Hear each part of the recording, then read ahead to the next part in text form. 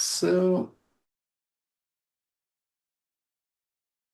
just tend to just some elements here. We start off this session where a figure with glowing red eyes like embers walks into a cavern, the drip of water hitting the floor steadily, echoing in the darkness. The ember eyes stop in a spot that is where a shaft of moonlight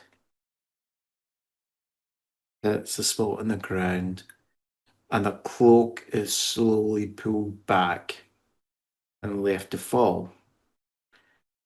And the individual has got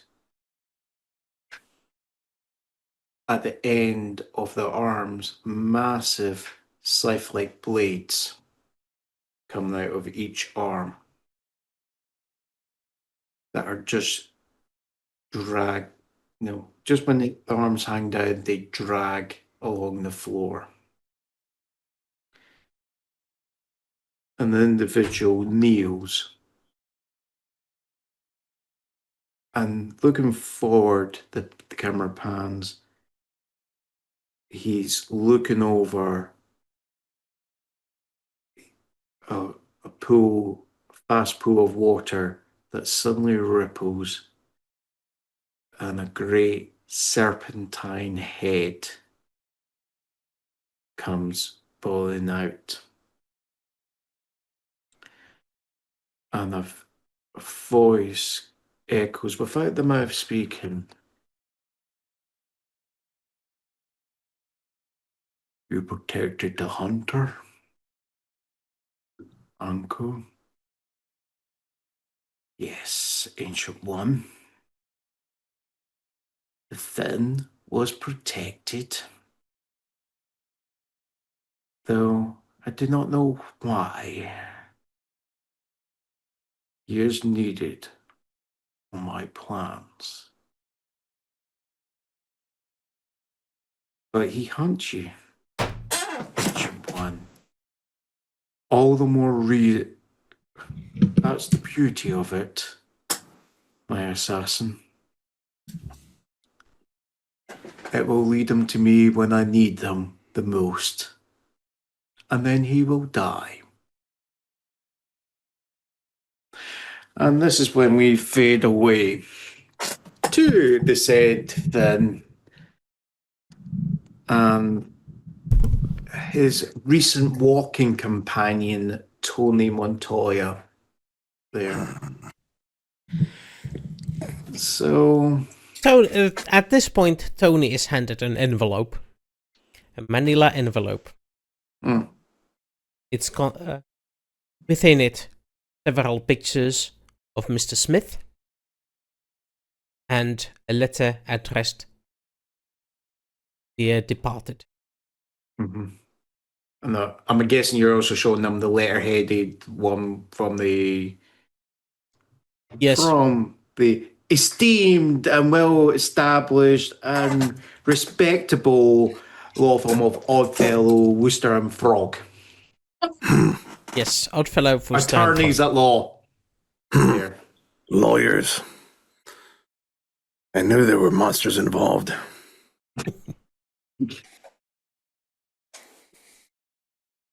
Quite right, my friend.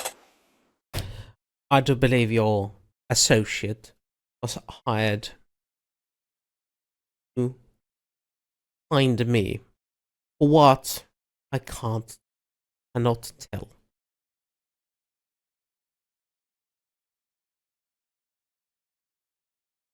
Something like this would normally implicate someone like you. Someone be taking pictures of me, suddenly winds up dead. That would be something, but I have no idea what would be after me at this point. As you can see, I am very sedentary. I haven't moved around from these parts. Not for a long while. Easy target. Understood. All right. Well, But why would a law firm, in this case? maybe we should find out. I am sure I recognize these photos. Picking up one, two pictures from here, from the folder. These are not from New Orleans. This one is when I spent time. Tanner. This one seems to be from Zagreb.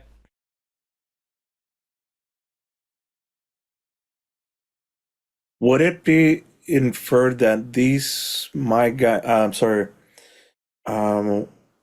Remind me. Let me check my notes. Who is killed? Hernandez.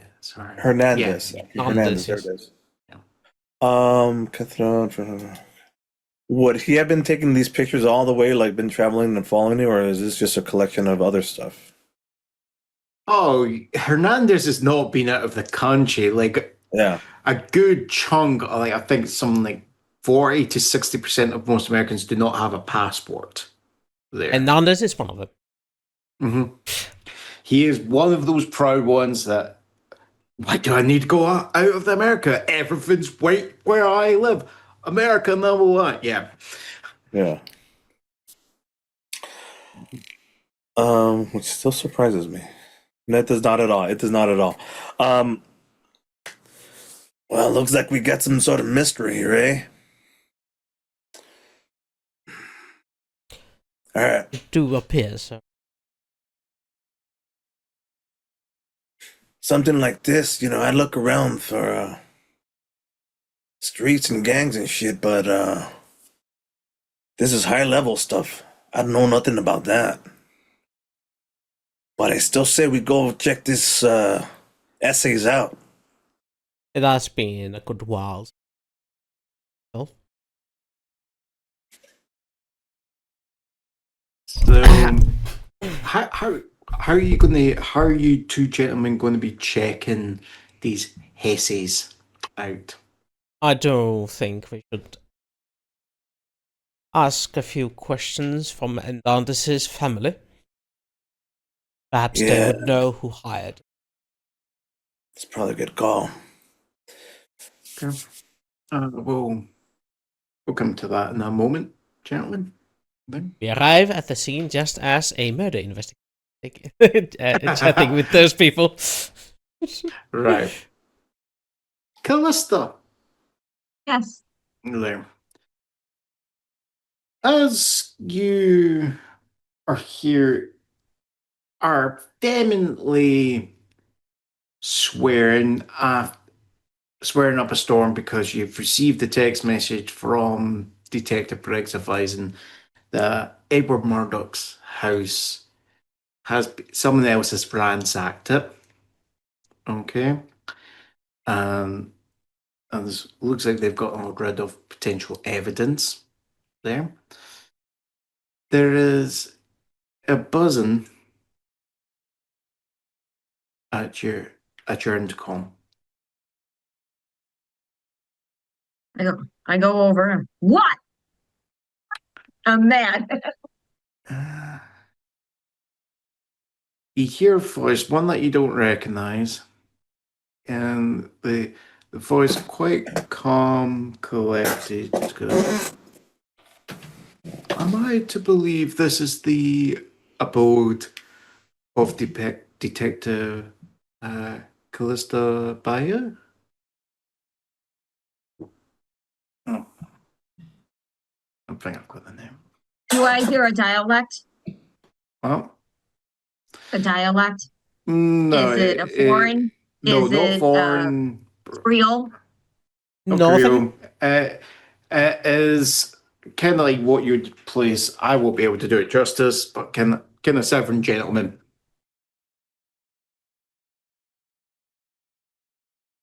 It may or may not be. What is this referencing? Um, I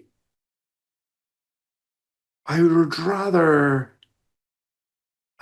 discuss this, not over the intercom. There, my name is Alistair Afici. Meet me in. You recognize the name Afici in that, oh, they own quite a bit. There's quite a few places in their name Afici Construction, right? Uh, there's a few other companies going around with that name. They're a big conglomerate. I say, meet me on Beekman Street at the so and so restaurant in 30 minutes.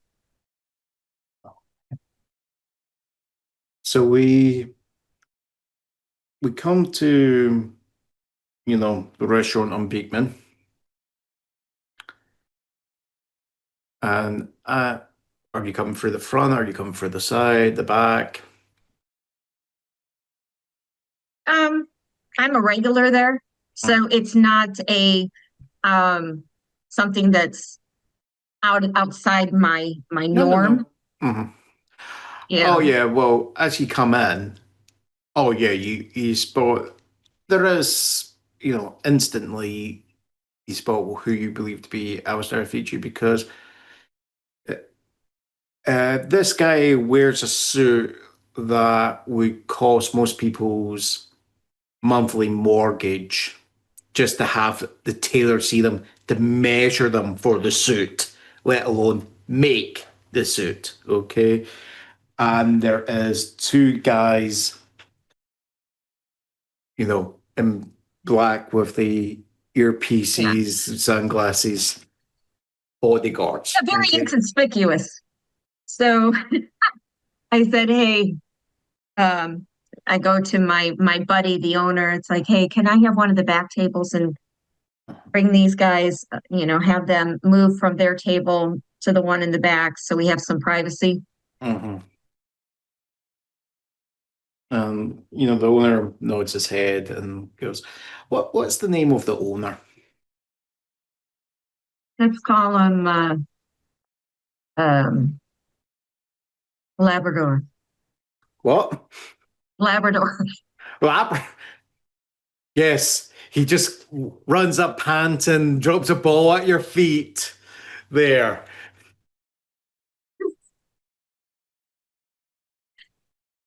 They What? I was trying to do this long, I can't pronounce it, but it's a French name. So it came out Labrador, Labrador, Labrador. Labrador, yeah. Labrador.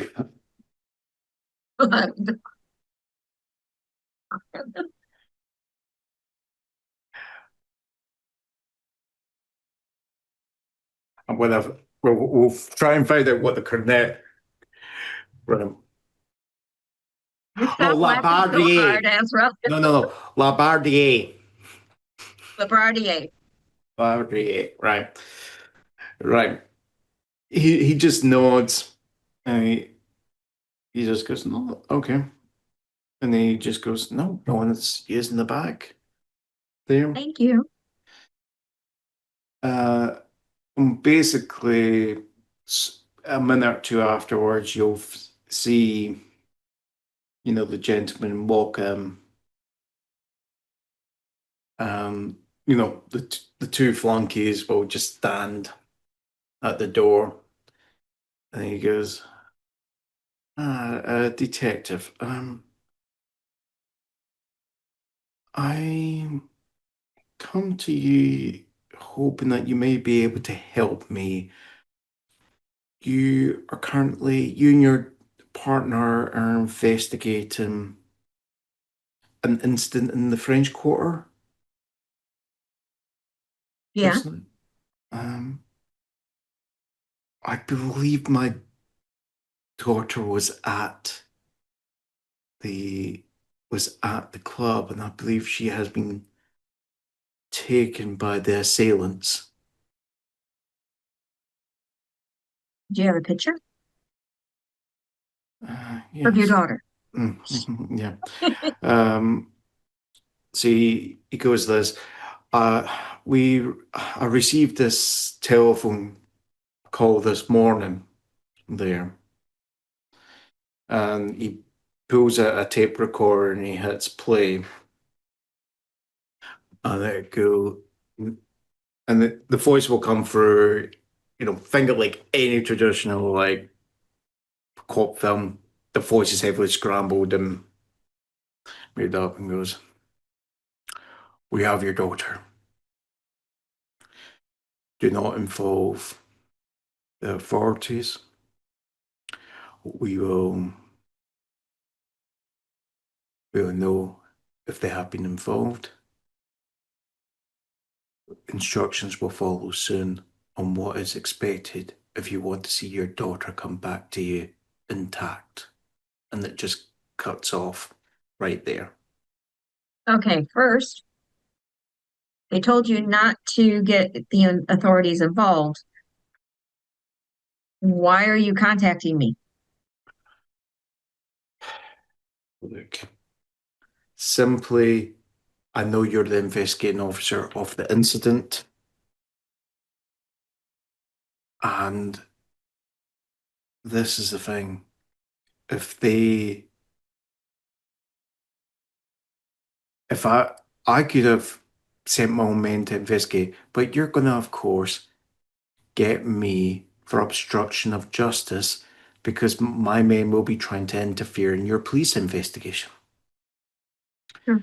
And my view is, I think I think I can tell you, and I think if you investigate, they won't find out, because I think, unlike certain fellow officers, I don't think you can be bought. No, you can't be both. But I can say that. No, I look, can prove it with actions. it's, I think that's, I think they were just, I think whoever's taken her are betting that the if I was to go and report it and put in a normal police report, they will hear about it. So you don't want to do an official investigation. I am thinking if I pick the right officer, it can still be looked into, and an official investigation can happen after my daughter is secured. Okay, question. I don't care by means any evidence is gathered to help me locate your daughter.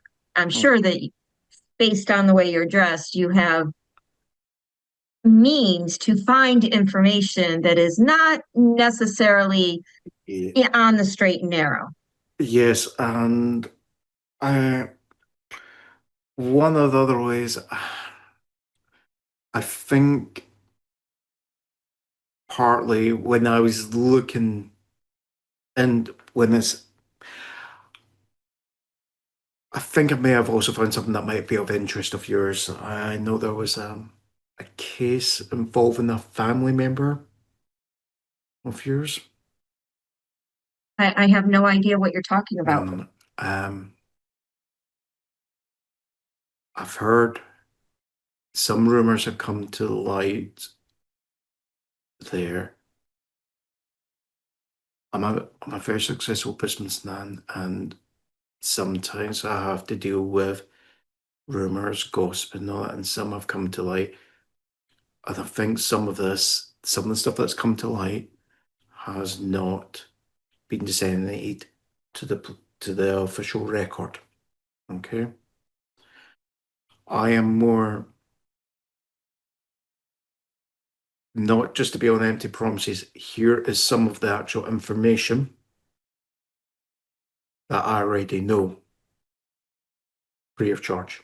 Okay. If you're able to help my daughter, if I believe in doing fit, I'm a businessman. I believe in dealing honestly. I believe in, if someone helps me, I help them. Okay. The information about my family member should not be made public, should not be told to anybody else. No, this is not, I do not spread information. The information is only useful, in my eyes, it's only potentially useful for me in that it shows you that I am not going to hold it against you. I want you to be able to trust me. The only other people it would be useful for are the people who do not want that information to be disseminated. And I'll be honest, I do not want to do business with those gentlemen. It's as simple as that. Okay. Give me the information you got with regards to the kidnapping. Here goes. And yes, so so he gives more. So he's giving you a folder. My daughter was with a group of friends. From what I can gather, most of the friends have got home, but her and her two closest friends, okay, they're all missing. Okay. was she into drugs? Uh, I hate to ask. I hate to ask, but there are certain things. She's got she's got a wee bit of a rebellious streak there. She hangs out in that crowd? I think she's wanting to try. I don't think it's just hanging out in that crowd. I think she's trying to prove that she can, wanting to prove that she can do more without relying on daddy's paycheck. Mm-hmm. Has she been hanging out with potential gang members? I don't think she's been hanging out with the gangs, but from what has been suggested, she's trying to distance herself from me, but I think her relation to me is what's actually brought her into harm, because I believe I've been having pressure in some of my businesses from a certain gang element. I think you call them the voodoo boys there.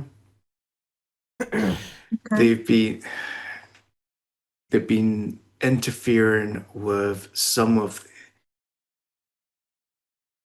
as you know, my construction company that I run. We've been doing some redevelopment works.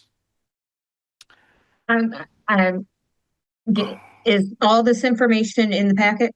Yeah, it is in the packet. But basically, I do have more questions about your daughter. Yes. Does she have a love interest? No. Does she have a boyfriend? No. If she has, it's not been known to me or the family, or let's just say what she thinks that she's got freedom. Yeah, I try to give her freedom, but there is, surveillance on her. I try not to make it obvious.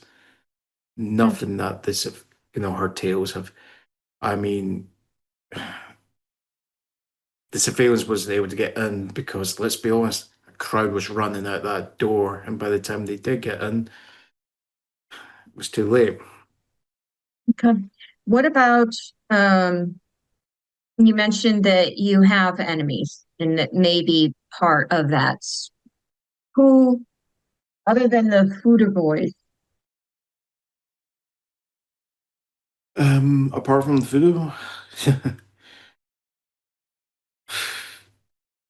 well, don't get me wrong, I butt heads with Mr. Ken Allard, the philanthropist there. I mean, we have different visions on the future of this city, but I don't think he would go to this extent. And I mean, and his friend, his friend with the police chief again, probably, I don't think he would do that. Again, I have, and when it comes to of the firing kind where they would be willing to shoot up a place there, for me, it comes down to that gang. For me, okay. Uh, I everyone have else, two. everyone else, I would assume, would be a lot more subtle about it. What about, do you know, what was your relationship with Edward Murdoch?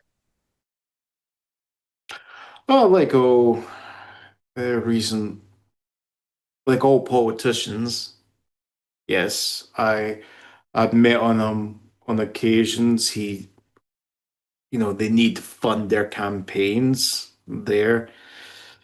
He, What was your him, impression and of him? he knew how to present himself to the audience. Okay, he put himself up as the champion of the people, but it was a good act. There's Have you more. ever heard, have you There's ever more to it. heard Leonard Palazzo? Leonardo Palazzo?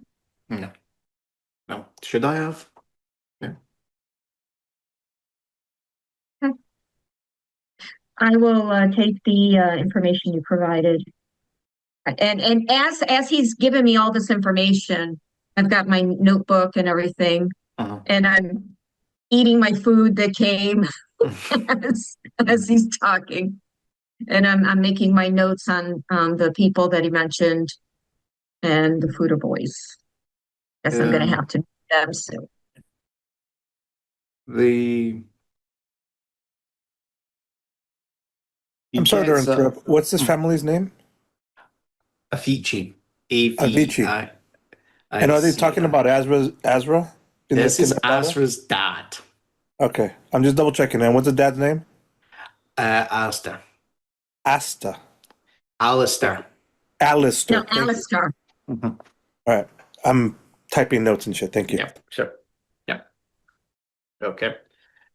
As that scene fades away, we come to another dark room where, as you wake up,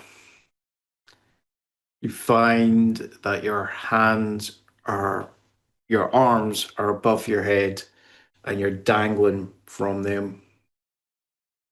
You can hear,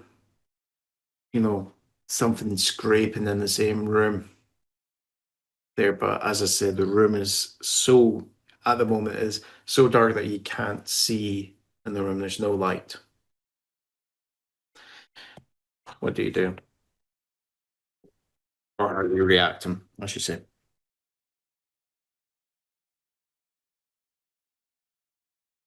Sorry. Can I feel how long I've been hanging like this? Oh, it's your shoulders are aching, right? Okay. This has not just been recently done. This is like you're actually feeling it's been stretched. It's I'm burning. frozen. Yeah. Okay. Because my first idea was to try to undo the clasp. Well, as you try to do this isn't. Yeah, you're kind of finding this is someone who is really serious into their chains, because you're actually finding it's not like you're hanging from a hook that you can then. Nope, you're actually you're hanging off like you can feel the they have cold. me they have a tight on rope, and with the fact my shoulders are now impinged, I can't wiggle out. Oh no, Okay. no, yeah, it is like you're hanging off this. Like there's not really, you're kind of hanging you're not getting enough purchase on the floor to actually then push off to actually get loosen. You're literally Okay. And I can't really see. No, you're not seeing. So Cat. I'm going to whistle and see if I hear a whistle back.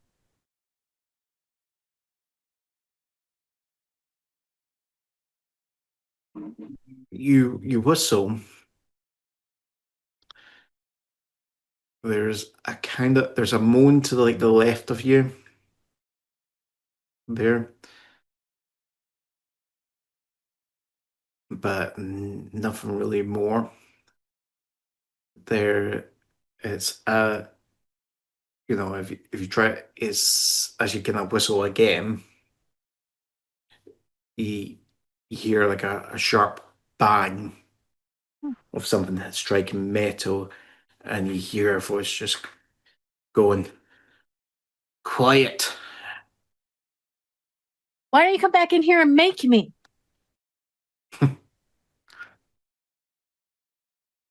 And he just goes, "No, it's simple, mon petit. You just don't get dinner." Who says I really want dinner? And it's like you just hear another bang a little bit further off in the distance. And as there's other bangs going on, you just hear, screams and yelling going on. Um, just with a wee bit more time, it's like what it's not that this was pitch blackness as your eyes start to adjust there. You realize that hanging in the room with you is both it's your friends, okay? Um, when you're looking over, okay, you actually find that sorry, I'm just pulling up. So like looking at it next, Mhm. she's her head's just slumped, okay, but she looks fine, okay. It's when you your eyes move over to actual. I'm just trying to remember names here. Sorry. So when you move over to Pax, You okay. mean Jax? No, yeah, not Pax. Yeah, Jack. Sorry. When you helps if I don't get my names mixed up. Yeah, when you move over to Jack's, okay. Oh, someone's done a number on him, and you vaguely remember as while he had fell, Mm-hmm. okay, as they had you know, the individuals that had been chasing you came around. He literally turned around and jumped on two of them. Okay. It Mm-hmm. was the third one that had basically took the butt of the gun and basically hit him hard with it. Mm-hmm. Quite a few, not once, not twice, not quite a few times to get him off them. While the fourth and the fifth guys then came up for you and Nix. You vaguely just remember, as you were kind of struggling, like a rag being put to your mouth, Mm-hmm. and there being a chemical smell, a very strong chemical smell, and you assume the same had been done with Nix. You, So looking at Jax, mhm. hearing, all the screams and I go, man, now I know that every person in this establishment is a man because a female wouldn't attack a man.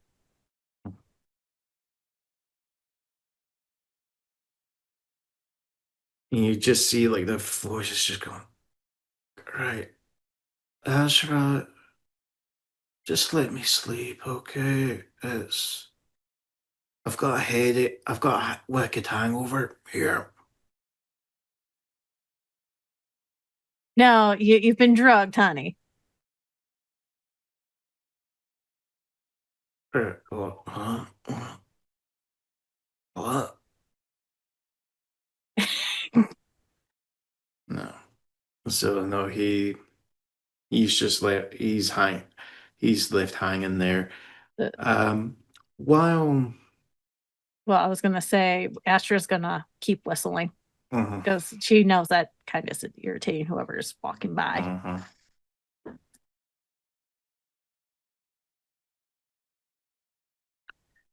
It's as that is you whistling, you hear, the banging comes again, and the voice goes on. Missy, I did say you won't be quiet. Shame. The manager has insisted that I, you know, bring about a new companion to your room. And as he's saying that, you're hearing a lot of, you know, scuffling, and it sounds like outside this, where this gentleman's speaking, there is a struggle going on with multiple people. Okay, Mm-hmm. a door gets open with with a squeal. This door's not big. This door needs WD-40. Okay, there, and you see just the outline. The gentleman stands away, and you see him like gesturing in, and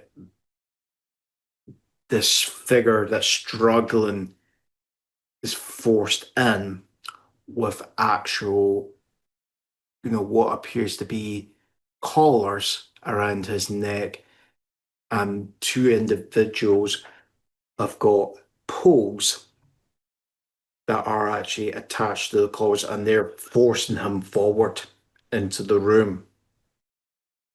And you just hear, the grunting from everyone as they're trying to force this guy in. After a couple of minutes, and more men coming in, they eventually set this up where he is manacled to the wall. And as they're doing that, what with the poles, they're actually forcing them up against the wall as they're putting the manacles in place there. And it's the original gentleman who introduced himself to tell you to be quiet. He just goes, I'd advise you might blunt be quiet. He is a bit peckish. Yes. There. And it's like he looks at all the other men, and he's getting the nod from them. Yep. Straight, and he then gets them all to come out there. Question: were any of them anywhere near me? No. There, none of them are kind of near you at the moment. This is quite a big. It's a big room. Yeah, it's not like the biggest room, but think of like a nice big like master bedroom size. Okay, you're Okay. literally hanging by like the far, And hanging in the middle, so that okay. kind of, they're putting this guy right up against the end wall, close to the door. Okay, but it's just as the other ones are getting out. One of the guys on the pole, as he's, you know trying to detach the pole from the collar, like the other guys are saying, just leave it. No, leave it, Murd. And then it's like he just within a minute, the guys that the person that they've just manacled grabs that man's arm, and you hear a sickening sound as the arm is ripped off there. And the other man's screaming as he's getting dragged out there. And there's like, you just hear the sound of a tongue lapping away. and the soft kind of giggling sound from your new occupant. And this is Face-wise, how is he? this is when we're going to go to someone else. Thank you. All right. So I think we come back to Kouvo and Tony. Hi, You can just say Colin. Colin. Go ahead. Sorry. Continue. So, what are you guys doing in your part of the? I do right. believe we paid family and this. Mhm. No. Oh, Yeah. we're not. Yep, Yes. But I just had a quick question. of course.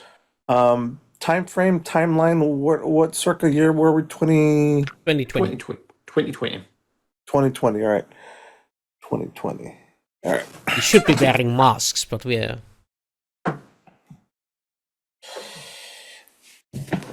Oh, is this early 2020 or late 2020? Early. So probably, yeah, the mask thing is still. Oh no. There's There's pandemic. no. There's no pandemic Oh, in this okay. timeline. Okay. Yeah. That's what is different. Yeah. The only. All right. And let's continue. Sorry, Yeah. I just needed to catch up on that. I know. It's so as you are, so you kind of pull up already at the family house of Hernandez. You can see there's a few cars. You recognize some of them because some of them are fellow boys. members. Paying respects to his mama. And the rest of his family there. Pay respects time. Uh-huh.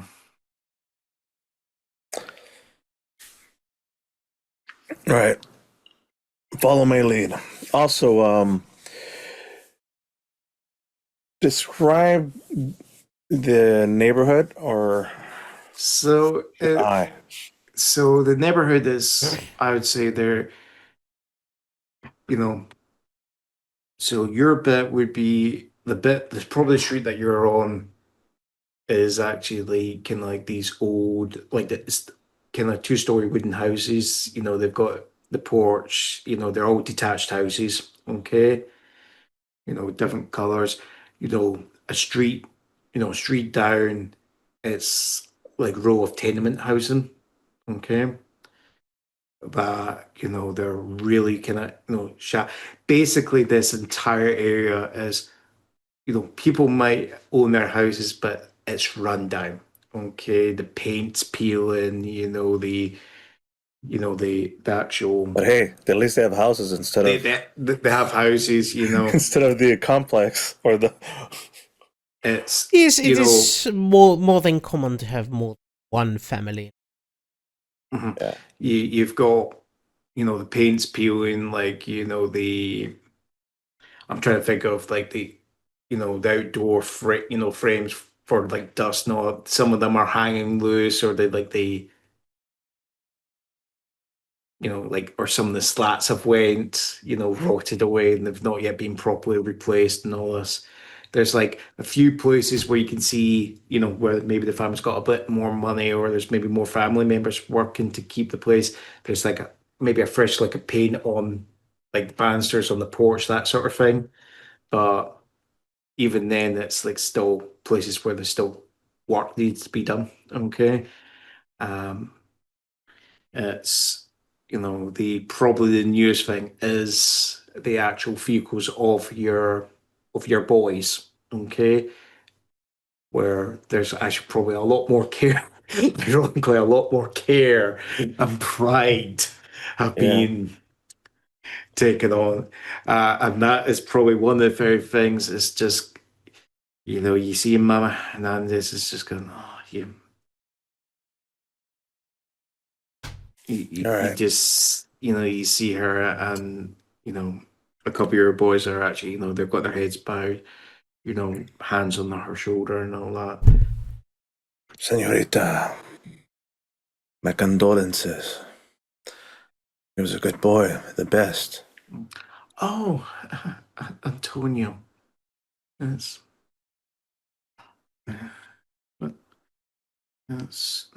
nice of you to come. Of course, como no. Mira, he was family too. Please, I have something for you. It's not much. And I'll hand her an envelope that's crinkling with cash. Yep. It's the least I could do for let me take care of whatever is necessary and for you for a while.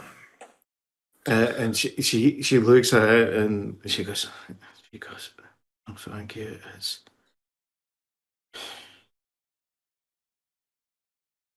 It does not bring him back. No, it doesn't. This is just to ease what comes next. If there is anything that me or the Cholos can do, you can rely on us. And I am so sorry for what happened. I promise you that I will.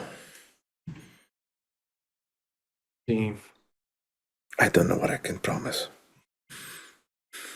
But I'm looking into this. It's probably when you say you don't know what you can promise. There's a wee, it's not your snort, but it's not from the mama. It's from Hernandez's aunt. Finally, a man in this neighborhood who's willing to tell the truth. I mean, you and your boys, you got all these kids lined up thinking, oh, join the Cholos, make some money. It's that quest of money that's got my nephew into the ground. So, if you want money is a tool. Money is a tool that everybody needs. It's not a quest. We're not looking for dragons. I'm just looking to help better everybody out. I know what it is like to grow up with nothing. And I want to give back. And the Cholos are just here for protection. We help out the barrio. Money is just a tool to use it. Well, it's a question of if he didn't die doing something to protect the barrio for the Cholos, what was he doing that led to his death? Listen, Lydia, I'm looking into it. And when I find out, I'll make sure you're the first to know, okay? She just kind of huffs and just throws her hand away and just storms in.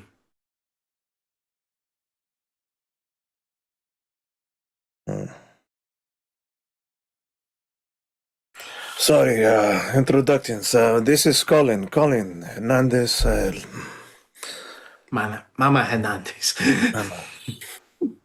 Let's say we've already. Enchanté, mademoiselle. Let's think of A name. not Maria. We've already used that too many times. Yeah. It has bad connotations to it. Let's go with what's Dulce. Dulce. Lucy? Oh, lose. Lose. Right. That means light. Lose. Okay. And she's just going. She's just looking. Ignore my sister. Totally. She means well, but she hears the word gang, She thinks the worst. The thing is, though, you can't count on the law down here. And you can't let animals be animals, so somebody's got to step up and show the force. That is what gang is. We step up because nobody else does. There was an issue. Sorry, this is nothing to do with you. You don't have to say you're sorry for her. Please. No, she grabs your arm. No, my boy got himself mixed up into something. Okay. I mean, at first I thought he would. My sister, she thinks it was him doing jobs for you in the churros. But no.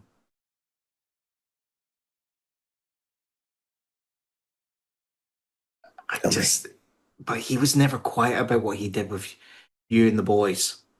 He was proud of what he did there.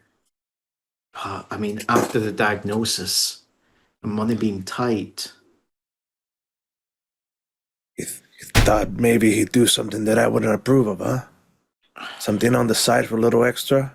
Do you know how much cancer medication costs? I do, unfortunately. My son, all he did was he wanted to take care of us. And I think he just became desperate. And someone took advantage of that. Good deeds never go unpunished, do they? But you gotta keep doing them. What can you tell me so that I can bring closure? There was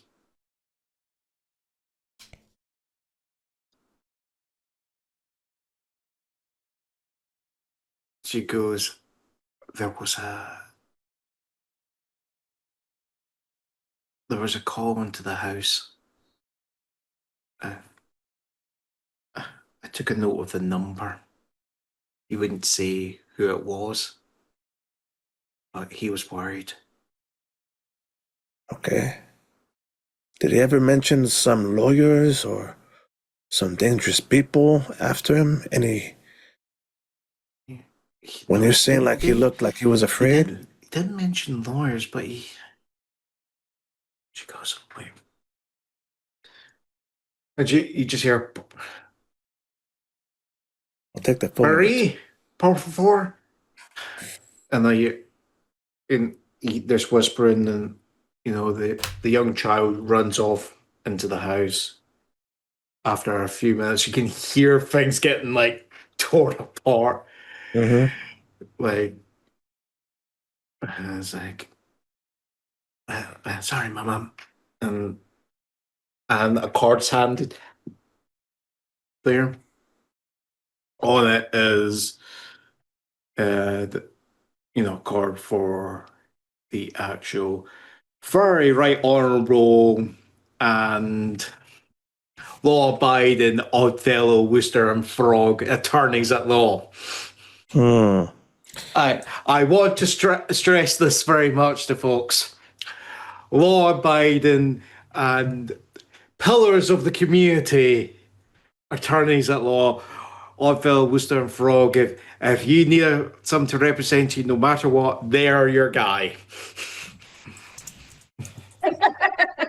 Is this the same phone number that she was going to give me as well? Or is this just a phone number as well? It is a random, unlike the car, like she also handed like the phone bill, and on it she's got this number highlighted. When you're looking at it, unlike on the card, which is a landline, you can tell this one's actually a mobile number.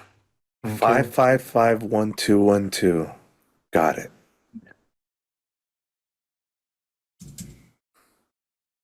I'm gonna put it on the thing.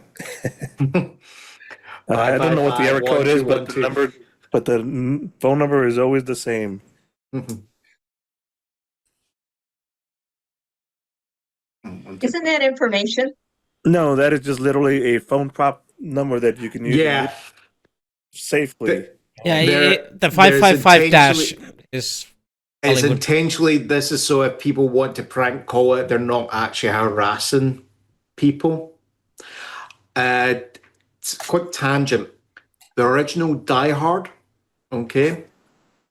The building used for the Tower Plaza was actually Fox's headquarters. Yes. Okay. And when you look at the TV, the monitor screen, if you pause it, there's a number on the screen, which supposedly was the number for the plaza. If you actually dialed it, it was actually the number for Fox's headquarters That's funny. Wow. for about 20 years. Wow. But the reason why they used their own headquarters when they were getting built, it was so that they could then rent the tower as actually one of the ways for Hollywood. It's an example of Hollywood accounting. Yep. Okay.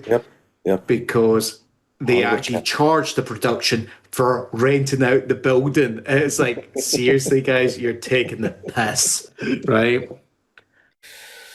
Yeah. Hollywood But accounting. tangent over. This is probably the quickest tangent. You'll be surprised going, what the hell? John's not doing a 20-minute tangent. Yeah. On that tangent, with the new information, it's a good time for us maybe to take a break. Yes, actually, it's a good point. So Let's take a fiver. No, don't, because my kiddo's going to be back in like 10 minutes. Right, so let's... Okay. Let's keep on going for 10 minutes and then take a break. Yeah, we'll That take a is break. acceptable to me. Right, okay. So... Also, please continue. Go. Yeah, so you've got... so everything at the moment is kind of pointing towards the very respectable, law-abiding pillars of the community, Oddfellow, Wooster, and Frog, attorneys at law there. Not that I'm trying to railroad you guys anywhere. No, Okay. I just want to also have like before we take up, I want to talk to one of my boys, Troy. Yeah, of course. Okay. Hey, Chewy. Mira. I want you to keep. I don't think that this is. Shoot, what are those guys?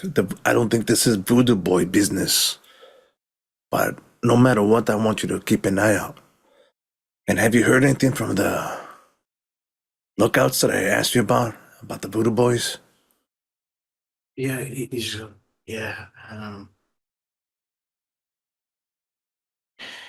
Yeah, they're quiet there on. They were pushing us last week there. Quiet's not good. Something's going on, eh? No. Yeah, hold on. They were pushing us on the outskirts, south of us. But last week they kind of stopped. But they were more. I think they were trying to entice us to do a counter there. But the way our guys are Don't reporting. go chasing once we win. Only chase when we have in strength. No.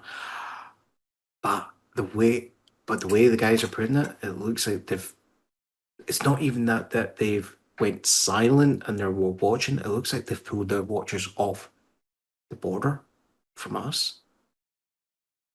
They've pulled back.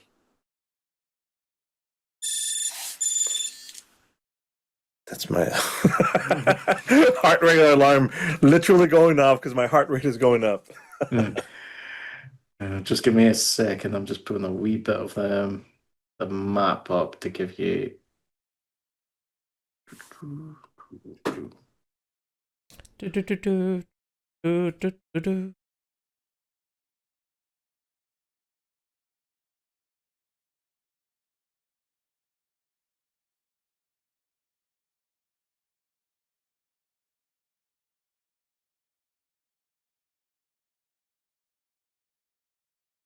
Yeah, so what they are saying, hold on, I need to adjust this map. Not that one, not that one. Oh boy. Colin didn't have much to say there with me with the peeps. It's along for the ride. Because I can accidentally extended the territory a bit too much.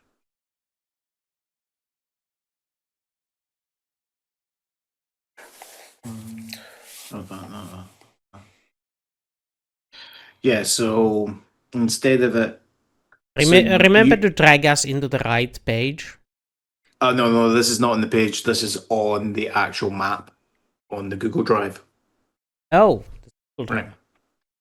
Right. So, do we have access to that or no? Oh yeah, you should have access to it. Mm, Right. So your main territory is like you kind of cover most of the Desire neighborhood, but most of your guys are really from what is being set up as classified as the Desire development neighborhood. Okay. And your kind of troubles really started when the Voodoo Boys, who were really traditionally, you know, Latriem, French Quarter, much further south, suddenly expanded.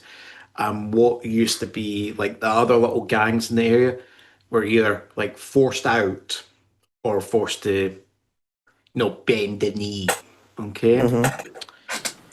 And you've just south of the Desire is the Florida Projects, which is another uh, area development there.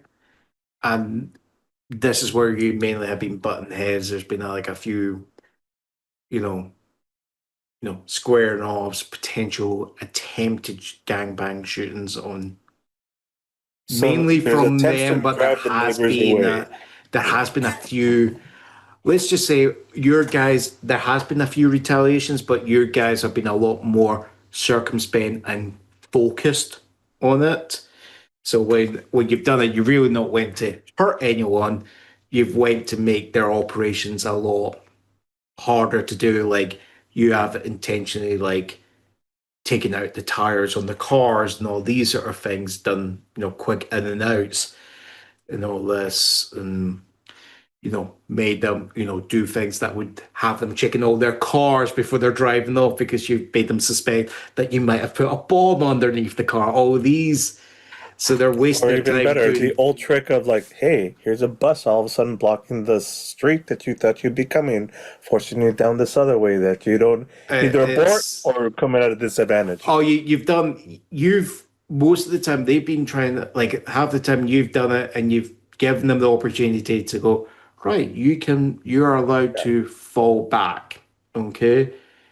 But you've made it clear each time when you've done it, it's like, oh, we could have hurt you. We could have hurt you bad, So you've been kind of keeping it, as quite as tame as you can be there because Well, keep collateral damage has been known to oh yeah, minimum. no, because if you start a gang war here, Got it's it. gonna So it's gonna hurt your your families. The neighborhood. Yeah. Retaliation. You throw a punch, they bring a knife, then you bring a gun, then they bring a bazooka. Yeah. Then they hurt your then they hurt your mom. What do you think, Colin? He You think all this could be related? The Voodoo Boys all of a sudden like pulling up. Oh Oh yeah, that's right. Now it's time. That's a perfect time to yeah. We're back. 10-minute cut time. Yeah. Oh. Lost my Lore button. time. That was a good some lore drop. Thank you. Yep. Oh, see you in Lore 5. drop. I said, lady, that's not a dog. That's my wife. Yeah. I may have done wrong with that. Okay, but we're back. I think. Okay. Just in time, Looney. And I made coffee. Oh, All right, we can ready to go back whenever you are. Yep. Okay. So, Calista, are you still? I think like an hour has passed since your meeting with Alistair Afici. Okay. What have you done? Apart from I still having haven't gone to bed. Yep. I still haven't gone to bed. Yep. So I go back to my house Yep. because I'm not going to bring this evidence into the Okay. office, obviously. Uh-huh. And I pull out the stuff. Uh-huh. I have my murder board. Yep. That's on, and there's a section that I usually, for current cases, Uh-huh. have it open, an open space for current cases. So I take her picture and put it up on the board. And then I start using my pen. And of course I already have his picture because I know who he is. And I do my line, I do my stuff.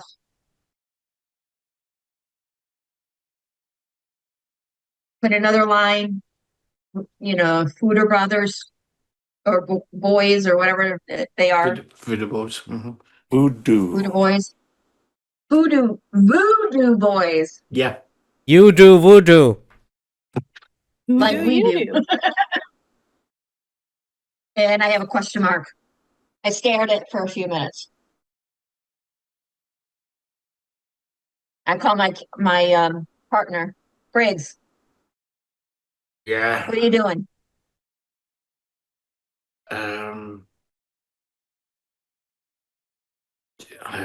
Currently, I am trying to figure out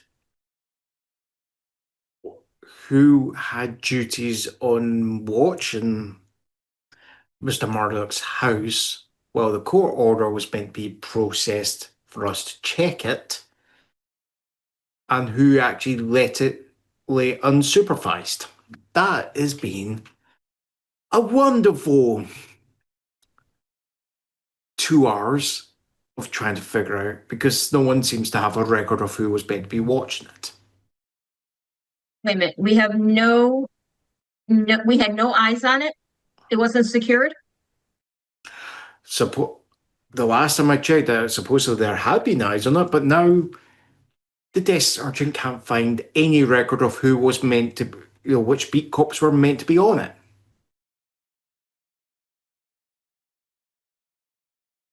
Got it.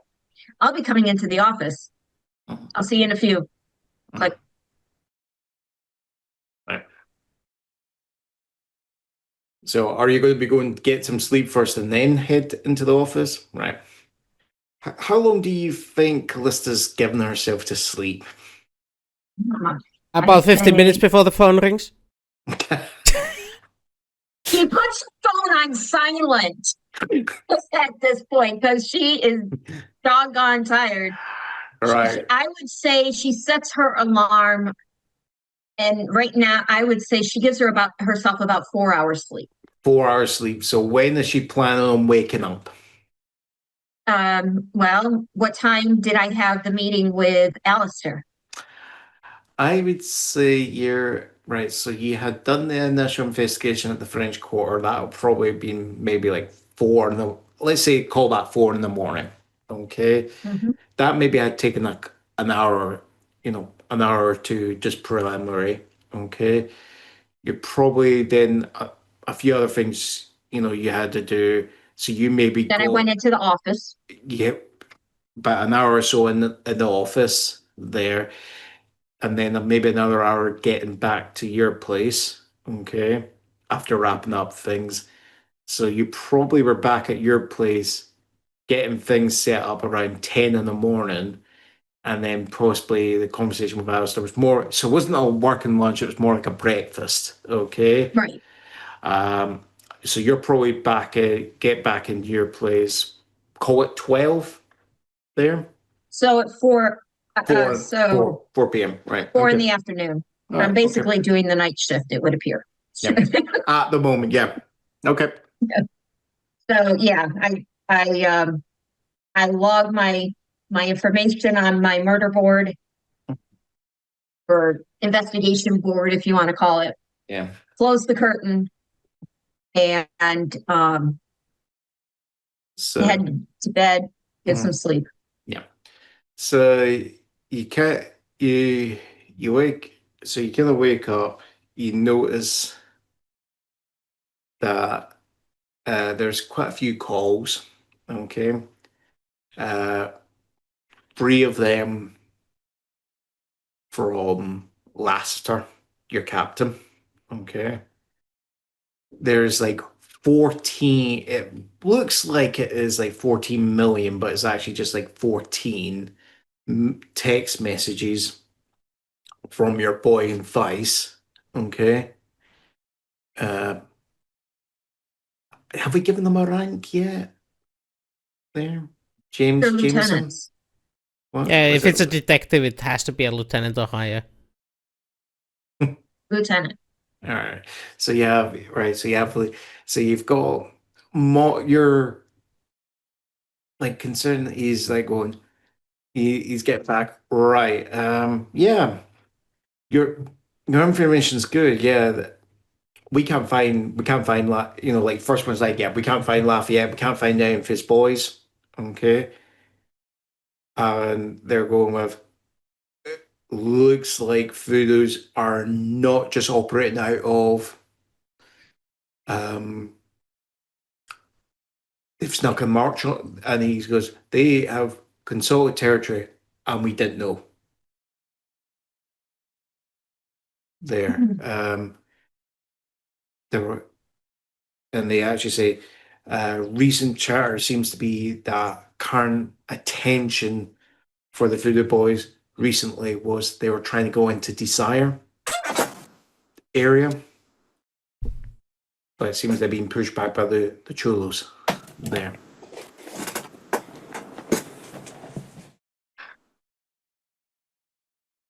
There's discussions about them preparing, seem to be preparing for another push. I call him Lassiter.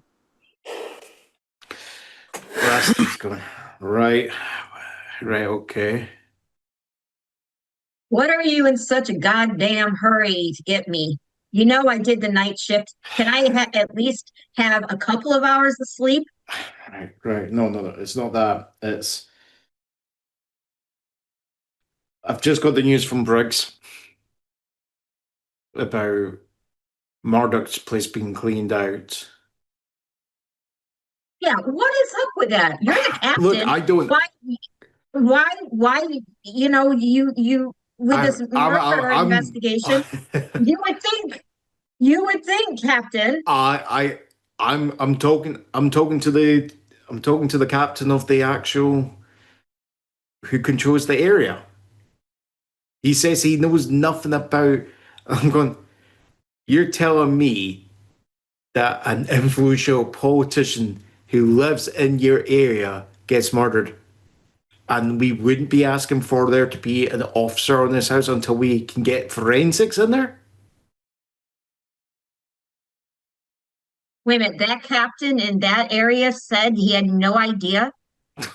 He's going to have something to explain to the chief. The captain said this to you. What captain is this? Give me this is Captain Owens. Captain Owens. Yeah, Captain Owens. Okay. This is my murder investigation, isn't it? Have I said anything like detective, have I said anything to indicate anything else? Okay. So instead of going to headquarters, I go to the precinct where that Captain Owens is. Oh shit! Right. Okay. So, okay. You hang up on Master. After about 30 minutes, you're walking into a precinct there, and the desk sergeant's looking up at the front desk going, "Detective, can I help you?" Oh, he recognizes you. Okay. How would he recognize me? That's for him to know and you to find out. Yeah. Yes, Sergeant. Eyes up here. He's just a detective, of course. Right. How can I help you? Yeah. Is the captain in? Captain Owens. Yeah, I know who my captain is. Yeah, so of course he's in. I'd like to see him. Give me a moment. dials gets the desk phone and goes, Captain, got a detective here who's wanting to talk to you. Yeah, did it? Okay, yes, sir. Yes, sir. Yeah. Puts the phone down. He says he's currently indisposed at the moment. Oh, oh well. He's so in. I would like to know who was supposed to keep charge of the crime scene. Well, not the crime scene, but well, actually, it is a crime scene of um. Oh, But who was meant to be Edward watching Edward Edward Murdoch. Murdoch's residence while we're getting? Yes. And I would like to speak to the detectives that were supposed to be, holding that area then. If the captain is unavailable, I would like to speak to those people. This is a cooperation between precincts. This is it. Look, I've just spoken to your partner there. I can't find any paperwork at all. Nothing came onto our desk. Nothing came onto your desk. A Don't prominent, wait a minute. It was all on the freaking news. The guy is in your precinct, and you would not think as a detective or as a police officer that you would want to quarantine the house and make sure no one gets into it. Hey, I don't know what. Look, I don't know what's happened here, right? I was just as gobsmacked myself when I Detective pull out my Briggs. cell phone. So I pull up my cell phone. And I'm calling the headquarters. This is, can I speak to the chief, please? And he's just going,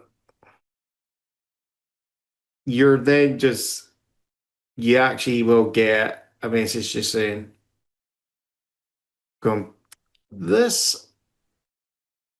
So you This is eventually, Calista Brodo. yeah, you eventually will get someone, but they're just going to say, look, the matter's been looked into. We at the moment, and just as you're having that, you're then getting, you're getting missed, buzzing on your phone. Someone's trying to call you, but you're possibly I look because Captain Lassiter. okay, thank you. And then Right. I hang up, and then I Lassiter's just going, look, I know you're pissed. Drop it at the moment. I'm chasing this up, right? No need. I think internal affairs needs to be involved. Listen, I say it right there. I say it in their thing. And I say internal affairs need to be involved. And then I say, thank you so much for your time. And I walk out of the precinct. And it's like, and I was continuing talking to him. Yeah, he's just going, look, look, you need to play by the rules. You're going to piss off. Look, I understand you're pissed off. So am I. Okay. So just because I'm pissed off, but I'm not biting the head of every other person at the moment. Solve the case.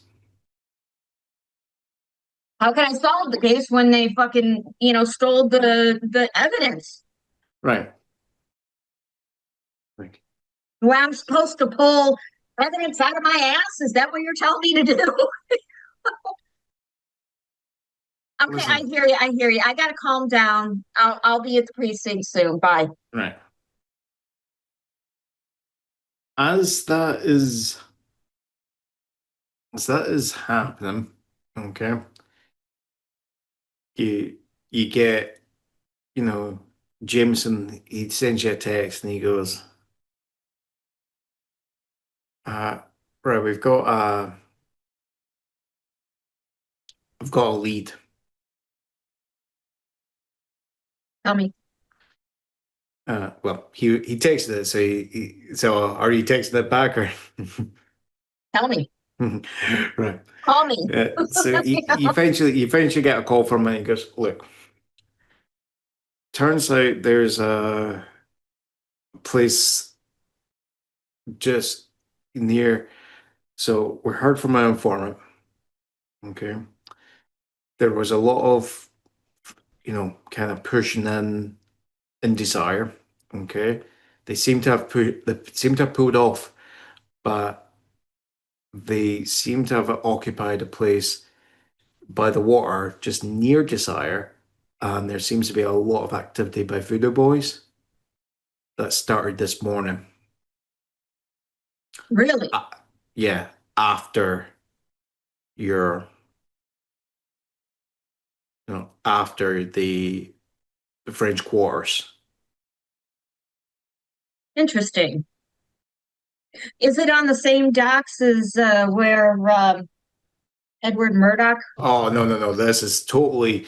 So, Edward Murdoch was found, right?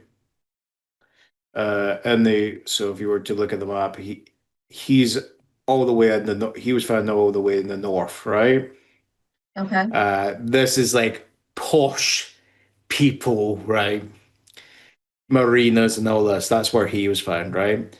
Desire, he's talking about, this is the waterwork on the east side of the city, right? Just off, and this is the kind of slum areas of the city, right? That they're kind of fighting over, but there's kind of major, just it's north of the river, but there's major kind of canals and waterworks, okay, that eventually drain into like the swamps to the east, okay. Got it.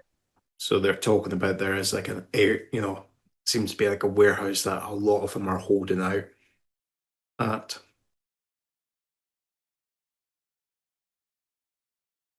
Okay. While you're getting that information, Colin and Tony. Well, can we go to Asra for a change? Yeah. All right, hold on. Asra, you have, you're looking across there to your fellow occupant who's just been lapping slowly but surely, okay, at the arm and, and at the blood that was coming off the arm. Eventually, he has discarded the arm and he's just been licking his lips and the tongue I would describe as being, you notice that it, seems to be a lot longer than what you'd associate with normal, okay? As it retreats. And you just hear the smacking of lips as the voice says, human wings are shame that wasn't deep fried. That would be, with the kernels, 11 herbs and spices, that would have been much more nicer to go down. Yes. And you just hear the chains going as the individual slowly moves, and you just hear the clink as the chains go tight as the individual tries to strain against the chains in the wall. Shame I can smell the fear of all three of you.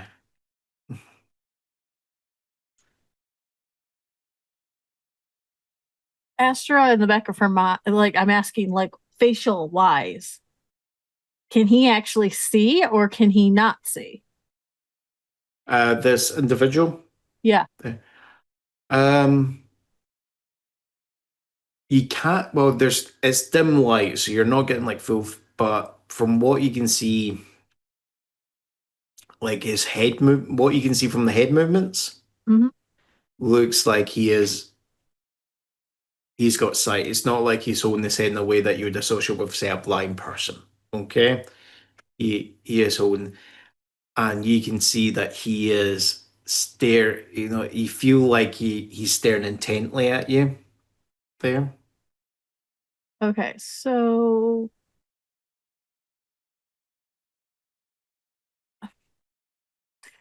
Astra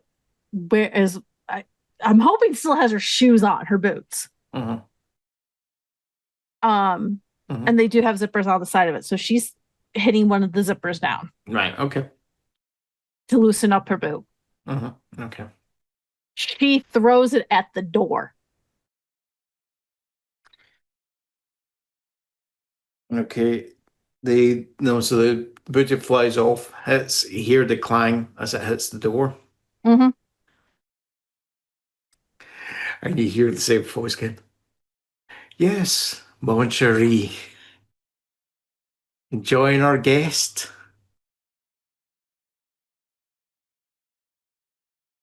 Astra takes off her other shoe, chucks it again at the door.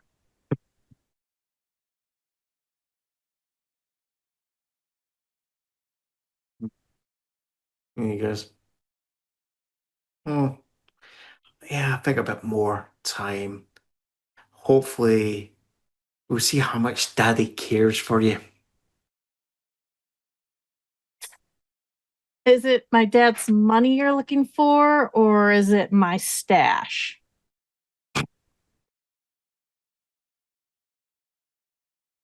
Yeah, stash is worth nothing.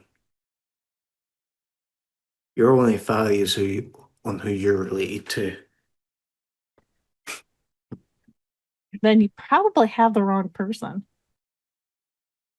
Oh no, we know who we have. Miss Asra Avicii. Who? Nice try. I don't know who you're talking about. Oh, well, let's put it this way. If you're not Asra Avicii, we might as well just shoot you because you're then worth nothing to us. And you wasted actually your whole entire time in the beginning, didn't you? No, we haven't. We know who you are. And you just hear the voice walk away again. So Astra has some sick cannibal in her cell with her. Yep. One of her friends is drugged. The other one is she can't even tell what degree. Potentially concussed, we'll probably Yeah. would say, right? So one really needs treatment. The other one is still drugged. Mhm. When Astra threw both of those boots, did the thing on the wall even respond to those? Give me a second. Yes. Oh, hey. It's an Alex. It's the prettier one. Oh, a wild wife appears. Some of you have I those. am not recommenting on what Rooster just said. Right. Yes. Okay. Okay. Right. Okay. I'm just wanting to see if the skyline just suddenly waves as she's trying to get past the green screen. No, it doesn't. Okay. Frog's gonna said feral housewife. Wow. Right. Okay. So what you have is the What I'm trying to figure out is if that thing can see or just hear or both. oh it was as like so what you're seeing was as you were kind of undoing the booties, right? Yeah. Like again from the out from the kind of fake outline you can see because it's like very dim light, right? Yeah. His head actually followed you as you're like, you're doing your legs and, Okay. playing. He was watching that there. But the second you kind of chucked him, it was not like he followed the booties to see where they hit. He then just went back to, looking you over, then looking over Jax, and then looking over, So Nix. he wasn't even paying attention to me talking. Yeah, he's not really paying attention to the talking. He just goes. So he can't hear, you're telling me. No, it's more the fact that he's just got. It's more like he is he's listening, but it's just more like he just doesn't give a shit. Okay. He'd be Aaron.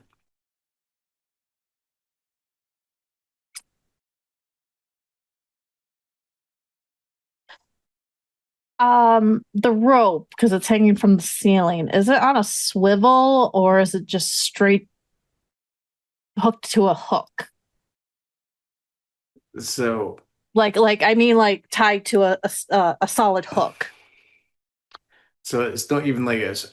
And so if we're going to do it with a rope, it's not even that. It's Yeah, like hang I'm off gonna do a rope. roll, but I'm trying to figure out how the rope is stuck So to. it's more like you think of right. Hold on. Let's not be over cruel as a GM. Okay, no, let's make it as rope. Let's make it as the idea is actually hanging off a hook, but it's just the way it's been hanged. It's not that you've got like it's not like you're on your feet where you can then push up to then unhook it easily. It's you're kind of strain on it. What I was. Mhm. I'm gonna roll regardless, Yeah, but yeah, I'm yeah. trying to figure out how it's hooked up top. So if the rope is inside the hook itself and it's tied like that, Or is it like a loop that's just is it actually tied yes, up right? Okay. that's what I'm trying to find out because I'm gonna roll. So what I would say is when you kind of look up, you Uh-huh. find it's not done as like a loop of rope over the hook. Okay. It looks like they actually tied an actual, did it or not to get a wee sliver of rope, and Okay. they've then slid that down the hook. So something she could possibly work with. Okay, because I have two ideas here. That's why Okay. I'm trying to figure out how this rope Okay. is.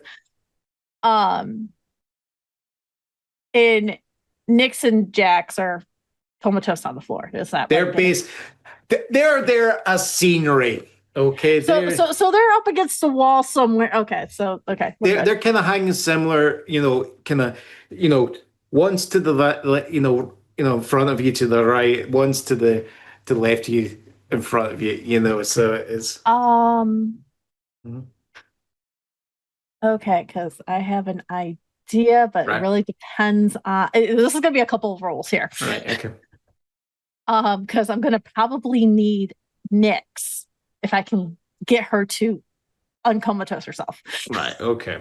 Well, what are you what is the thought that Asra's thinking of? So I'm gonna need Nyx to if they have us in the line I think they have us in, and because of our heights, if we swing at each other, I should be able to pivot off of Nyx and get myself up. It's not like you're in a line. It's not like you're a Newton square wheel. It's not like that, right? Okay. It's think about you're more like like you're being hung up like in a circle, and you're all kind of facing inwards. Okay. But I'm because I'm thinking of the room, thinking of our heights, everything on that. Mm. I'm trying to see if there's any way for her to do it, because the other way is her basically being what's the word? Not a gymnastic person, somebody that can pretzel themselves. Well, contortionist. Yes. There, right. That was the other option for Astra. Well, one of the ways she there's one way you could do it. It could involve you, doing a rope climb there. That's still a No, possibility. no. Literally, I was gonna fold myself Mm. and go up that way. Because I can't really use my arms. My arms are kind of been hanging for a bit. Mm. Feet wise, not so much. Yeah, but we're not. This is the thing. This is going to be one of the things I am just going to preface. Okay, so when it comes to fate, and especially Dresden, is sometimes don't think about what would be the physical reality. Think of like TV shows. Yeah. That's why I had two different ideas. Yeah. So two different ideas that would be more TV based. That's why I was thinking. Right. Okay. Right. So. So kind of think about on like like TV based. So it's either you do some sort of instant acrobatics or feat of strength where you're able to pull yourself up and unhook yourself. There. Sounds like a wee little human is misbehaving. Small human was trying to get inside the screen area. Yeah. Yeah. Okay. Or the other one that might come to mind is like, oh, you could actually spend a fate point to actually make it. Oh, that rope? Yeah, while it might be firmly tied, you actually notice, hold on, that looks like it's fraying. Again, I'm just going movie magic. I'm gonna roll for the dice. Well, no, as I said, you could actually spend a fate point.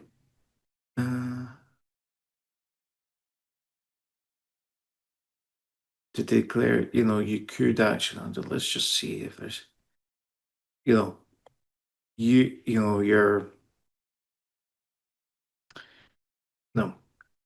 no, again, just with the idea. In Astra's mind, she wants to do it herself.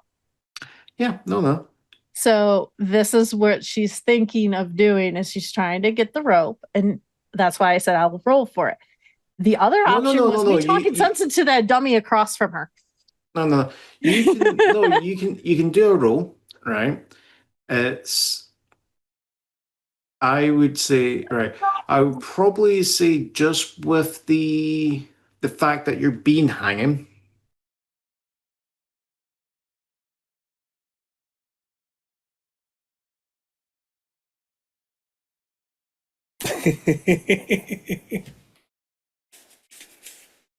Okay. I don't want to figure out what he'd said or how much of a pelican he was getting. Right. I would say, right. I would say because you have been hanging there, we'll call it a good. You have to get a good. You have to get a free off. Okay. What am I rolling as the skill? How are you going to do it? I was thinking flare would be the closest. I would argue, you're showing, even though no one's there, it is that kind of, if you're imagining it's going to be this elaborate, like kind of entrapment routine of like you pulling yourself up where your legs go all the way up there to then hook on and then unhook yourself. Yeah, I'll happily go with flare. Okay. Okay. I'm rolling it. Mm-hmm. Oh, and my whole thing reset itself. That didn't even help, so it doesn't really matter. Wait, didn't even help. No, you try it, and you're getting there, and it's like as your feet try to like hook onto the chain, okay, you just feel that there is actually, it's actually just as you're doing it, your foot catches on a bit of the chain that's actually, there's a wee kink in it. So you actually feel your skin, break open. And that's what caught it. It's not that you can do it, it's the fact that you've, you've actually cut your skin open. That's then caused you to then Okay. tumble down. And you just hear the smell. You just hear with that.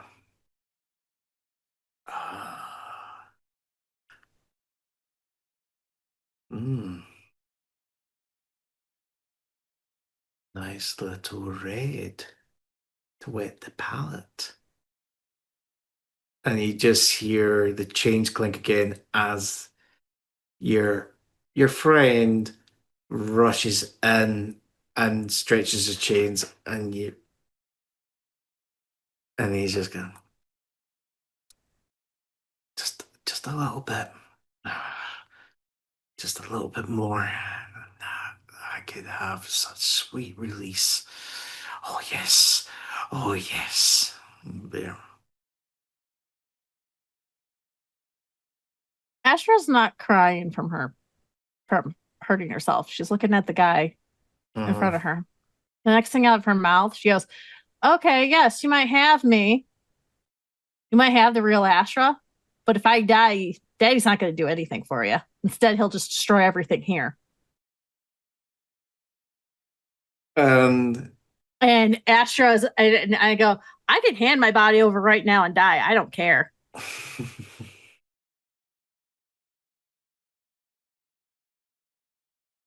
and it's the actual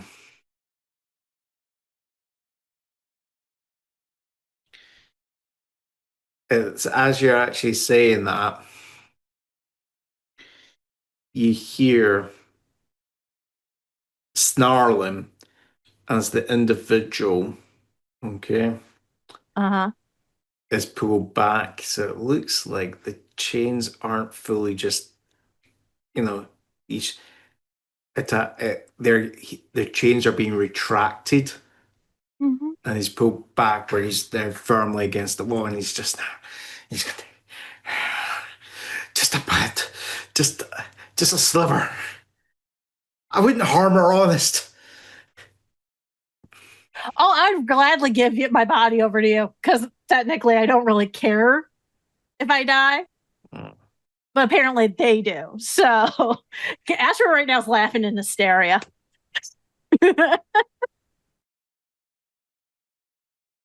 Right. This is when we go over to someone else.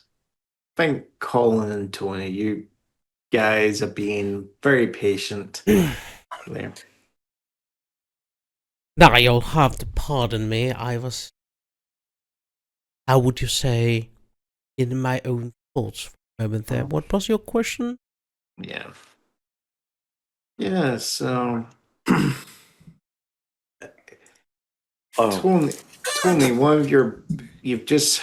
you've been pondering what to do and how to chase up on these essays, right? When you actually get a message saying, yeah, boss, we've got movement there.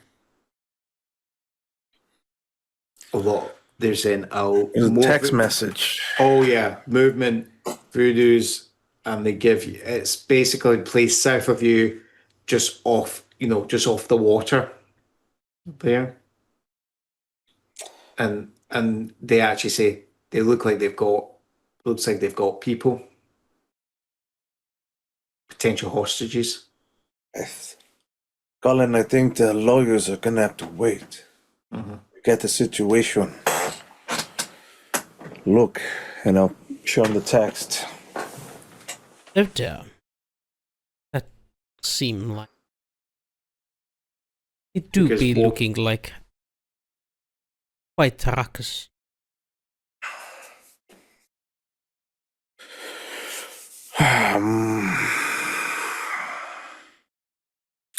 Hey, follow me. I'll show you a quick way. You want,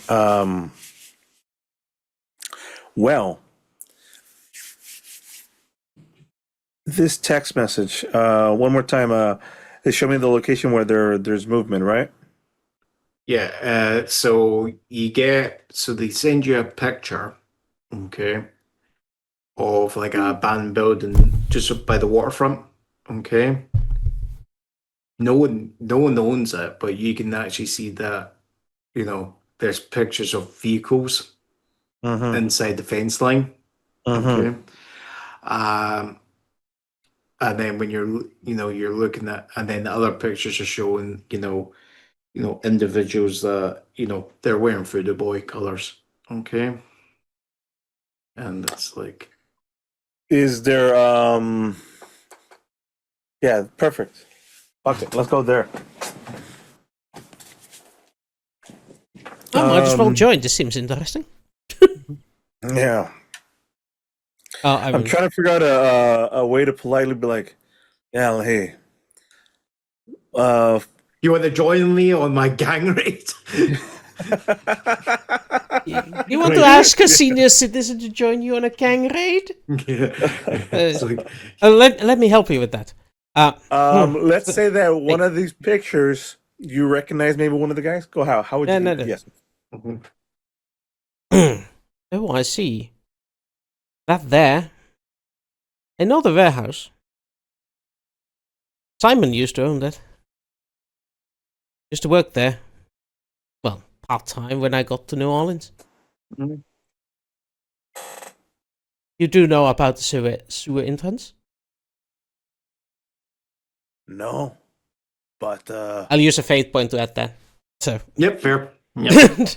if you know a better way than going in through the front door, yeah, órale. Yes. Tell me about your adventures with Simon. As we make our way there through sewers. Less adventures, more. How would you Misadventures. call it? He needed a way for him to sneak out from the house without his from the warehouse without his wife finding out. Hmm. So he cracked open the fencing that would keep people out of the sewers.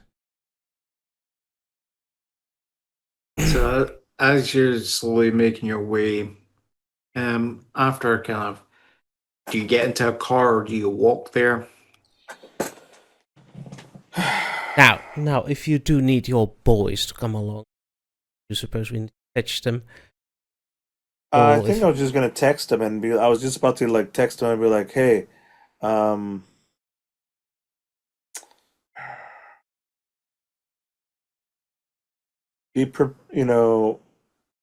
You'll want to meet at the waterfront between. Get them there, and then we'll go our way and we'll coordinate. Okay.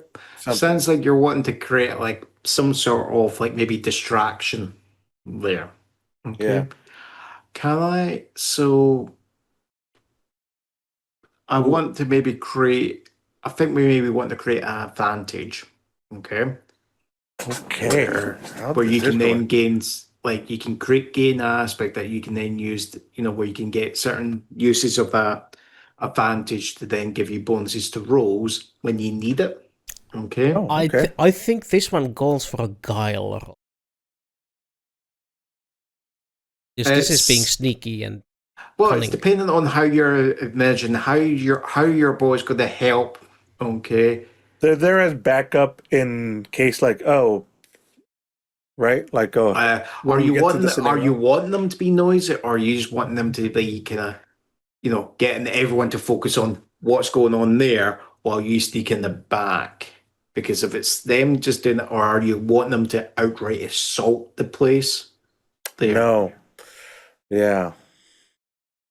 Now, I would recommend that your boys do not throw fire, but they throw attention. Have them round the place. Yeah. Pose up. Just show up, pose up. Get them to look your way, but try to avoid. Now, where this try to avoid violence, direct violence. where, would I have a bit more time? I think we have you, Tony, do a guile roll for your guys. And it's going to be a contested roll, sir. Oh, guess what? I have Dirty Fighter. Aha! I have like a whole thing for it. Post it. Mm-hmm. And here, let me go. So I clicked on the thing, input value +0. I'm just gonna hit Yep. 0 to it. Right, 4. Okay, jeez. Woo! This is without their assistance. But it's because I literally have a stunt called Dirty Fighter +2 Yeah. when using Guile. Oh, but it's just to an attack. I'm not attacking. Never No, mind. you're not attacking, right? Yeah. I'm You not still attacking, got, but you still got a 4, right? yeah. Meg. So I'm on a 1. Let me recheck my Voodoo Boy gangbags.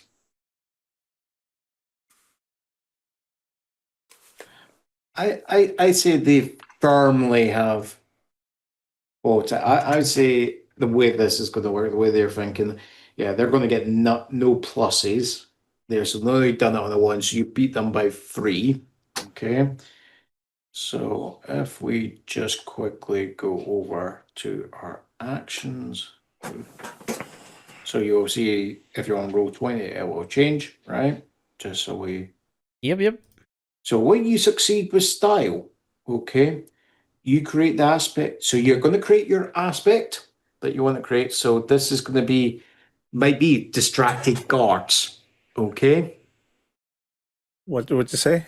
Guards? So it might be. I think the fact that you're drawing the attention of the Voodoo Boys. I think that their attention, that they're distracted because they're suddenly think they're going to get attacked. I think would probably be the most appropriate. Distracted Voodoo Boys. Got it. Yep. The Voodoo Boys are on the edge. You've got two free invokes of that. Okay. So you can invoke that freely at any time. You don't need to use a fate point. You don't need to use any of your aspects to invoke it. And each time you invoke it, you get a +2 to a roll. Okay. Oh, all right. Cool. +2. So you could use it. You can use those 2 free invokes on 1 roll. Did you say 3? So it's two free invokes. 2. 2. Is this one of these? Because I'm new to this and I don't know how this works. Would Colin be able to? Did I break myself? You broke your camera, but the rest the sound is coming through. However, yeah, now it's working again.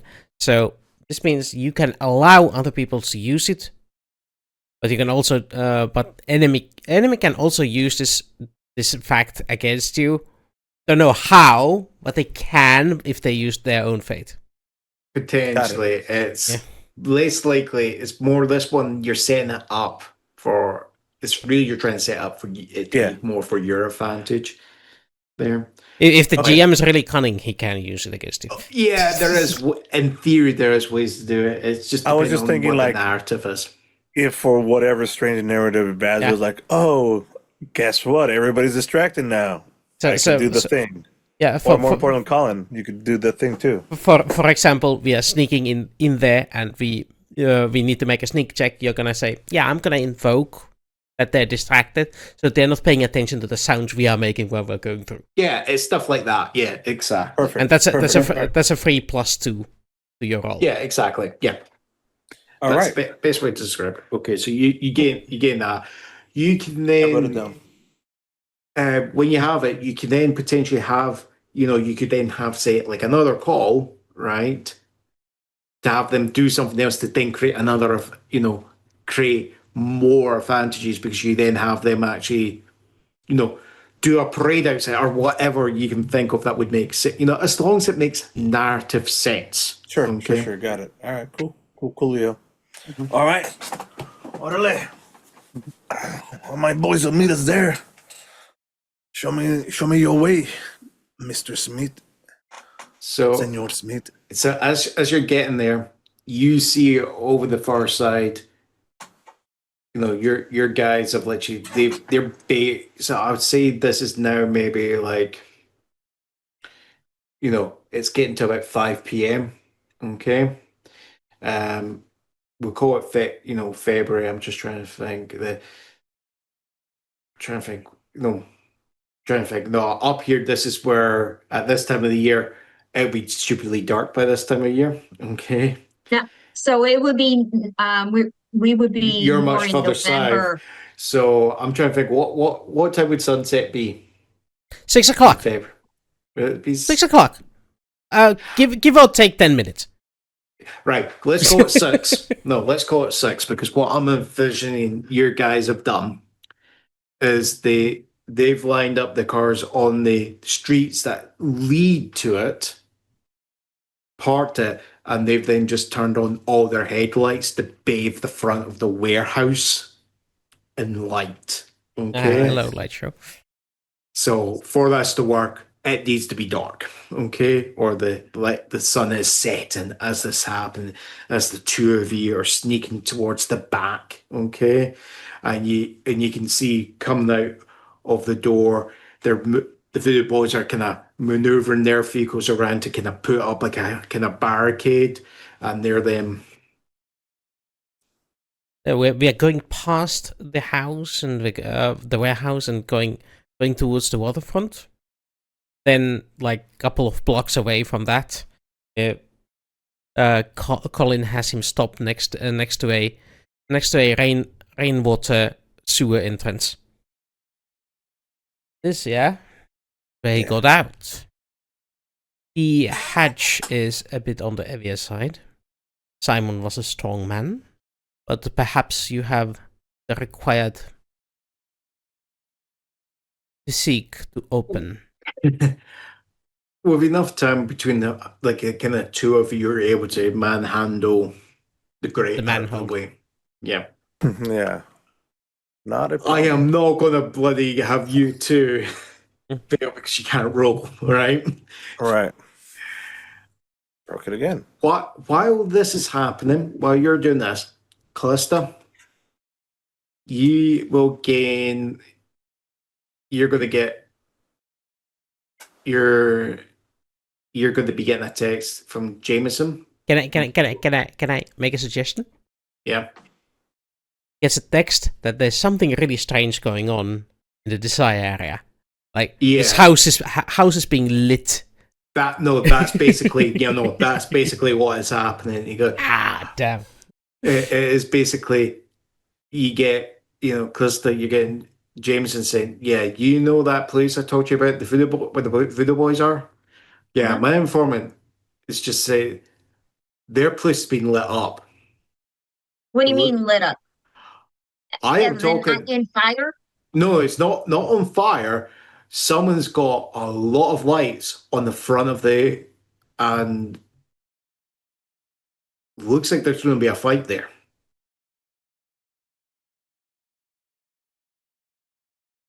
What does that have to do with my murder investigation? Or you think Right. it's part of my murder investigation? Look, I'm not gangs. I'm not the gang division. No, look, but you've got a murder in the French Quarter that appears to have been done by Voodoo Boys. They all seem to have moved to this area afterwards. Okay. I guess I'm going to be going to that area, checking it out. Right. It's just like same. So you're doing that, okay? Right. Back to Tony, what? Yeah, to Tony and Colin. I just had a quick question, that's all. Yeah. When I was being shown the text and like, oh look, there's hostages, I think the trigger or the hostages, like I saw the people, is there somebody there that I even recognize, Asra even, or maybe one of my barrio girls? No, you're not. I would say there's maybe a few pictures. You will see eventually what you would recognize to be like Asra and her friends there. You probably won't recognize them, but there is other people getting pulled in.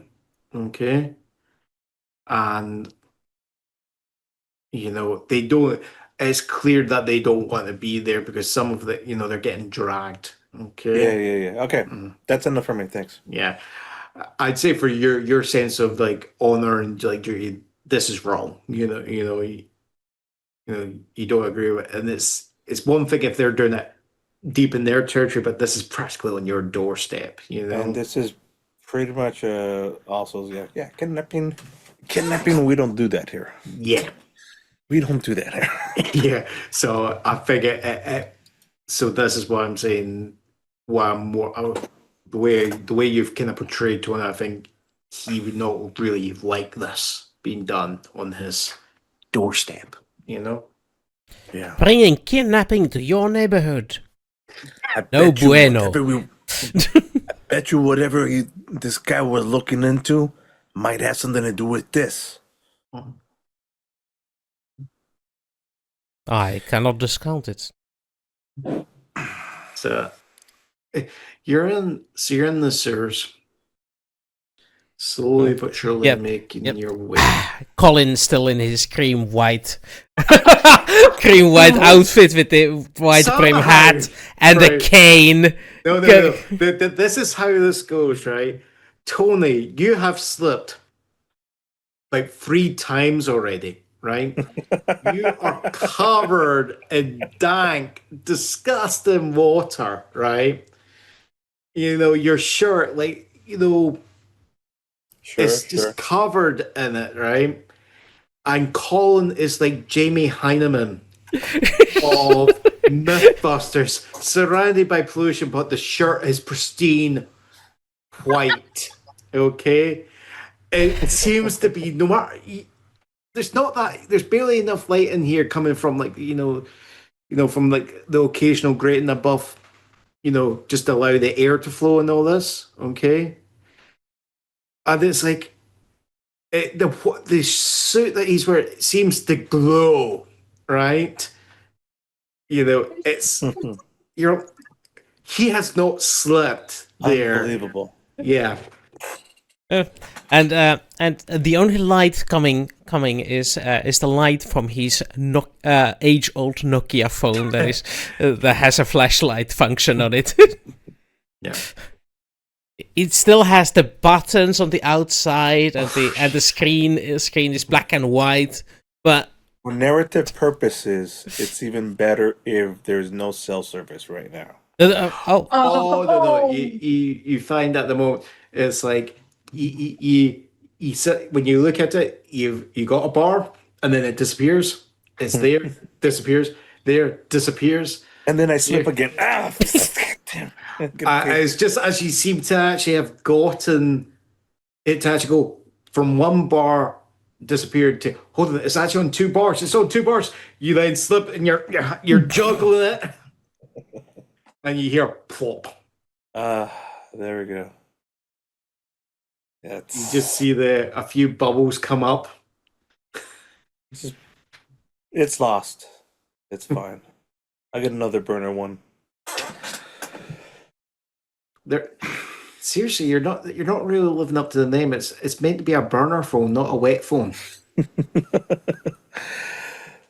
Speaking of which, if I turn on a lighter for light, will this methane like is that like a I would not not a good idea. This is rainwater sewer, not the waste sewer. Good.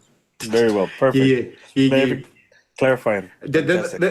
As I say, it's still disgusting because there's muddy Indiana things. Indiana Jones logic, right? At first I did until I heard the plop, and then my mind went the other way. Yeah. So now it's back. It was the word plop. You finally get the lighter to go. You're like holding it like that. You hear squeaking. You see rats scurrying back. Scurrying by. So, and you slowly kind of move on. It's kind of, it's relatively straight. You find that there is, the occasional point where it narrows and you have to kind of like shift. Again, when you do it, Colin, immaculate, right? It's like, what the F, right? He just grazed his entire suit against the wall. Nope, still pristine white. It's like made out of Teflon, okay? Wow. Now, I do believe we have reached the exit point. These stairs have been built with different material than the other. Oh, yeah. Sorry, ladder. All right. Well, let me go first and I'll give you a hand up. And I'll push it off and Yeah. As you kind of push off and you slide it across, and you kind of peek up, you kind of see, you hear, there's a light in the far distance, right? And you're hearing Russian sounds as more people are running. The Soviets have arrived. Right. Are running, okay, and it's like, but you do hear a few people, some saying, no, you hear someone talking and go, no, guard the prisoners, right?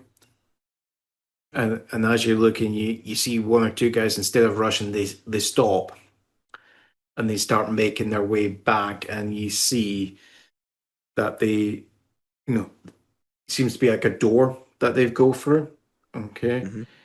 And you can see this like so basically you've kind of pushed this across, and as you're like doing this, you're seeing a lot of people rushing by, but they don't really see you, because luckily where you've pushed it, there's a row of crates, and you're just kind of watching this through the kind of gap between the crates, okay? Mhm.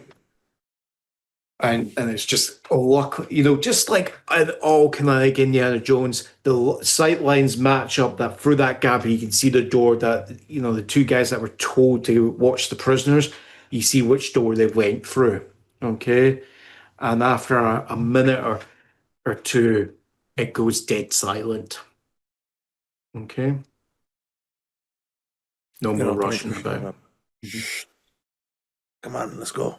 Yeah, Colin hoists up his cane for Tony to take, and that is surprisingly heavy, like Oh. like full steel cane, and like what a crowbar would weigh. Mhm. Yeah. And then after handing it over to Tony, he climbs up seemingly without any sort of issue, just slowly, steadily, but with Yeah. no apparent issue. Interesting. It's interesting. Right. Then I'll And- just hand the cane back. Merci beaucoup, monsieur. Then thank you. De nada. All right. This way. There's two guards. We have a moment. We can sneak in. Prisoners way past this way.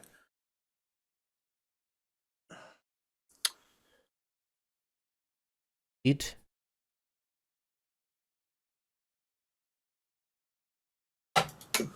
Okay.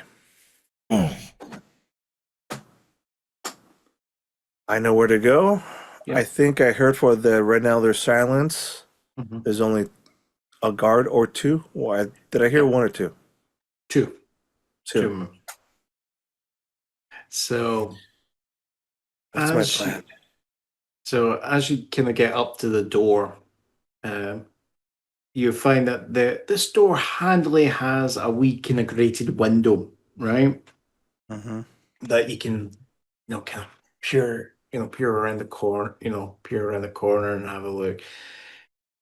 Unlike this bit of the building, which is quite, apart from like the light off in the far distance where everyone else will seem to be running to, the rest of the corridor is lit, and you see more and more actual doors, okay, like on either side, and at the very far end, okay, you can actually see, a table, okay, where one, what appears to be one guard is actually, where the actual guard.